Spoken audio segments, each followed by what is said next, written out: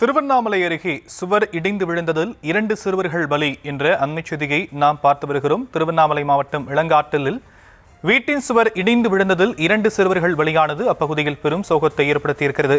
இது குறித்த விவரங்களை நம்முடைய செய்தியாளர் அகிலன் வழங்க நாம் கேட்கலாம். அகிலன், விவரங்கள்.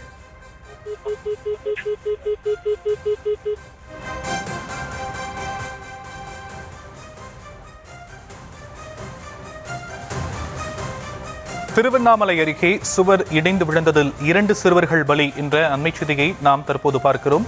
திருவண்ணாமலை மாவட்டம் இளங்காட்டில் அருகே வீட்டின் சுவர் இடிந்ததில் 2 பள்ளி மாணவர்கள் பலி என்பது அப்பகுதியில் பெரும் சோகத்தை ஏற்படுத்தியிருக்கிறது. தொகுப்பு வீட்டை இடிக்கும் பணி நடந்து கொண்டிருந்த போது சுவர் இடிந்து விழுந்திருக்கிறது. பலியான 2 சிறுவர்களின் உடல்களை கைப்பற்றி போலீசார் விசாரணை மேற்கொண்டு வரக்கூடிய நிலையில் மேலும் ஒரு சிறுவர் இடிபாடுகளில் சிக்கியிருப்பதாகவும் தகவல் சொல்லப்படுகிறது. விவரங்களை செய்தியாளர் அகிலன் வழங்க நாம் கேட்கலாம். அகிலன், விவரங்கள். நிச்சயமாக. திருவண்ணாமலை மாவட்டம் வந்தவாசி அடுத்த இளங்காடு கிராமத்தில் அரசு தொகுப்பு வீட்டை சீரமைப்பதற்கு இடிக்கும் போது கட்டிட இடத்தில் இடிந்து விழுந்ததில் 2 பள்ளி மாணவர்கள் சம்பவ இடத்திலே பரிதாபம் உயர்ந்தனர். 10 வயது சிறுவன் படுகாயமடைந்து வந்தவாசி அரசு மருத்துவமனையில் அனுமதிக்கப்பட்டுள்ளார். வந்தவாசி அடுத்த இளங்காடு கிராமத்தைச் சேர்ந்தவர் முனியன், இவருடைய பேரப்பிள்ளைகள் 2 தொகுப்பு வீட்டில் குடும்பத்துடன் வசித்து வருகின்றனர்.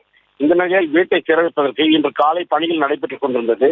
அப்போது திடீரென வீடு இடிந்து விழுந்ததில் அபினேஷ் மற்றும் முகேஷ் ஆகிய 2 பள்ளி மாணவர்கள் வீட்டின் இடர்பாடுகளில் சிக்கி சம்பவ இடத்திலே பரிதாபமாக உயிரிழந்தனர்.